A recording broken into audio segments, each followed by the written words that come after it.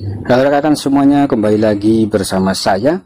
Kali ini saya akan mencoba melanjutkan pembahasan terkhusus terkait mengenai perkembangan project Pi Network yang terbaru lagi ya. Di sini ada info-info yang cukup mantap dan cukup menarik rekan-rekan, dan lagi-lagi memang informasi yang paling menarik datang dari negara Cina ya. Seperti yang sudah kita ketahui secara bersama-sama, memang untuk komunitas dari negara Cina tidak perlu diragukan lagi ya. Dalam menyambut project Pi Network yang sangat fenomenal ini. Kemudian di sini ada informasi yang pertama dari negara Cina, dari komunitas Cina Pi Network Xinjiang ya. Ini dikatakan bahwa waktu mainnet akan diumumkan pada tanggal 18 ya. Dan hitungan mundur akan dimulai saat diumumkan semuanya, dan bersiaplah. Jadi memang untuk fase open mainnet di sini infonya itu memang ada yang tanggal 1 kemarin katanya ada pertemuan. Kemudian tanggal 18 ini ya katanya akan diumumkan open mainnet. Ini yang terbaru ya rekan-rekan, dan kemarin saya mendapatkan informasi juga ya, yaitu tanggal 26 Desember katanya sudah ditentukan oleh core team. Nah, itu adalah info-info yang berkembang pada saat ini ya rekan-rekan, dan yang paling ramai adalah tanggal 25 ya untuk dibuka open mainnet. Nah, apakah itu benar, apakah itu hoax ya rekan-rekan? Yang pasti di sini memang cukup menarik sekali kalau kita membahas tentang open mainnet, tanggal open mainnet ya. Yang pasti rekan-rekan jangan terlalu diambil pusing terhadap informasi-informasi yang berkembang ya rekan-rekan, karena di sini memang informasi-informasi datang dari berbagai komunitas yang sangat besar dan sangat banyak sekali ya. Dan juga core team itu jumlahnya ada 40 rekan-rekan, dan kalau kita lihat di dalam chat room ya, itu memang banyak sekali semacam core team dan moderator itu yang ada yang memberikan bocoran-bocoran ya. Walaupun Dr. Nicholas di situ memang jarang sekali melakukan informasi terupdate ya, dan untuk informasi yang paling penting pokok itu datang dari Dr. Nicholas Kokalis itu sendiri ya rekan-rekan, dan kita masih menunggunya. Tapi setidaknya di sini memang sedikit bocoran-bocoran yang ada ya. Apakah bocor atau tidak bocor ya rekan-rekan, yang penting di sini informasinya cukup mantap sekali ya. Kemudian di sini juga dikutip atas nama Pi Network ZZ ya. Nah, di sini ada sekitar 2 juta dompet KYC di jaringan Pi Network ya, dan sekitar 30 juta dalam antriannya. Kemudian di sini pintu air pengembang akan dengan panik menonton saat open mainnet dibuka ya, dan kita harus santai saja menikmatinya. Nah, ini adalah fase-fase yang kita nantikan.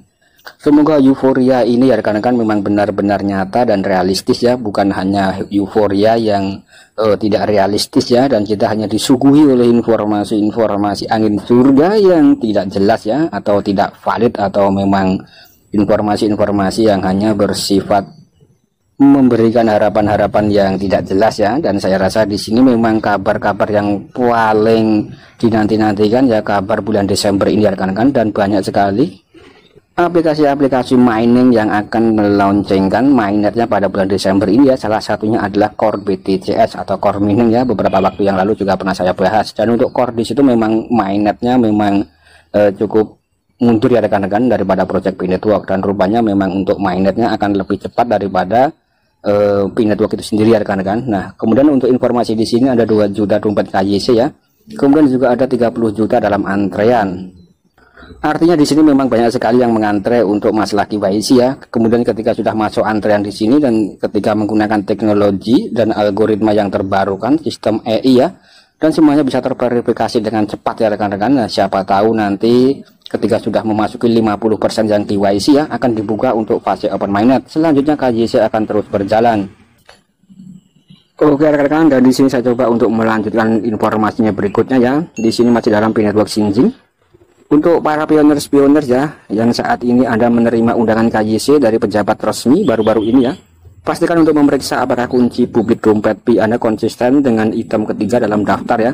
Kemudian di sini Picoin setelah dipetakan ke dalam dompet mainnet, jika kunci publik tidak konsisten maka tidak ada yang dapat membantu Anda mendapatkan kembali koin tersebut ya, termasuk jaringan Pi secara resmi ya rekan-rekan. Jadi di sini rekan-rekan harus menyimpan prasasti di rekan-rekan dengan aman ya, sebelum nanti rekan-rekan mendapatkan undangan KYC.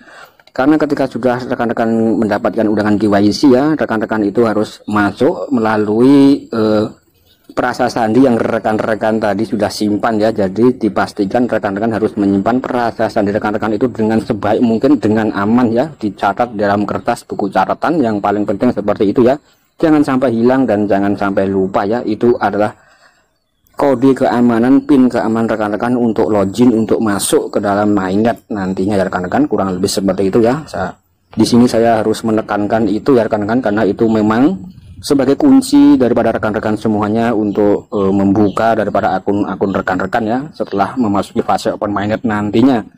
Karena di sini P-Network jaringan utama mulai semuanya akan ada open source terdesentralisasi dan akan segera melangsungkan fase open mainnetnya. Jadi akan ada semacam open source atau open mainnet terdesentralisasi dan tidak ada akun pusat ya rekan-rekan ya, sangat jelas sekali ya. Maksud daripada terdesentralisasi ya tidak bisa dikendalikan oleh pusat ya, dan semuanya itu memang bergerak di dalam blockchain P-Network itu sendiri yang bisa diakses ya rekan-rekan, kurang lebih seperti itu. Kemudian di sini ada akhir kata, semoga sahabat Pi berhasil dan lolos KYC pada bulan ini ya. Nah ini sangat mantap sekali ya rekan-rekan. Nah mungkin di sini banyak sekali para pionir-pionir yang sudah mulai untuk mendapatkan undangan KYC-nya ya. Nah mungkin nanti rekan-rekan juga bisa untuk mencoba dengan melamar KYC secara langsung ya, dengan memasuki layar aplikasi Pi Browser rekan-rekan semuanya ya. Nah di sini rekan-rekan bisa klik yang KYCP ya untuk mencoba melamarnya ya rekan-rekan. Di sini kita hanya menjemput bola saja ya.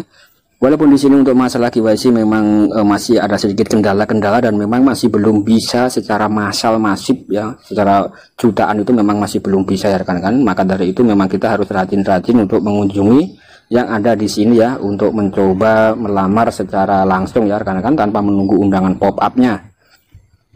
Oke rekan-rekan, di sini saya coba melanjutkan informasi sedikit ya. Di sini dikutip atas nama Kim Hawong ya rekan-rekan, yang mana di sini memberitakan tentang project cryptocurrency P-Network itu sendiri ya, dan juga fungsi daripada P-Network itu ya rekan-rekan. Jadi di sini ada fungsi P yang membawa cryptocurrency dan utilitas ke MISA ya, kemudian penyimpanan nilai BTC atau Bitcoin. Kemudian juga ada kontrak pintar Ethereum, ada Solana dan juga AVAX. Kemudian juga ada BNB, rantai BNB dan pertukaran mata uang dalam Binance ya. Kemudian juga ada XRP mengirim uang antar lembaga keuangan. Kemudian juga ada DOT blockchain menyediakan interoperabilitas, penskalaan ETH-matic ya, Ethereum-matic dan juga pengembangan infrastruktur.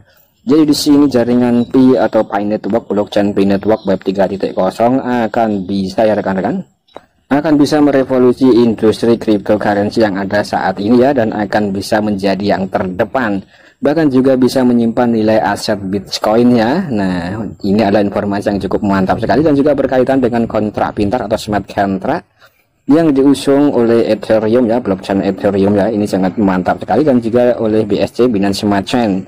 Nah apakah ini cukup mantap atau cukup menarik ya rekan-rekan? Nanti rekan-rekan juga bisa memberikan komentarnya dalam kolom komentar ya. Jadi mungkin untuk koin Pi ini memang disanding-sandingkan, dibanding-bandingkan dengan proyek cryptocurrency yang lainnya yang sudah lebih dulu eksis di dalam coin market cap ya, yang sudah dulu eksis listing ya rekan-rekan. Dan P-Network di sini belum lahir sudah mulai menggembar-gemborkan tentang kehebatannya dengan 40 juta komunitas atau pionir yang tersebar di berbagai negara. Saya rasa di sini agak sedikit berlebihan ya rekan-rekan ketika kita membandingkan P-Network dengan Bitcoin dan dengan Ethereum ya, yang sudah lebih dulu eksis dan memiliki market cap yang sangat besar sekali ya, ribuan triliun rupiah ya rekan-rekan, dan P-Network masih belum lahir. Tapi ketika kita melihat daripada utilitas ekosistem ekologi yang dikembangkan oleh core team, rupa-rupanya di sini akan ada semacam serangan balik daripada P-Network itu sendiri ya, yang mana ketika open mainnet mungkin bisa meruntuhkan proyek-proyek cryptocurrency yang lain dan semua orang akan bergabung dengan Pi ya, kurang lebih seperti itu ya rekan-rekan.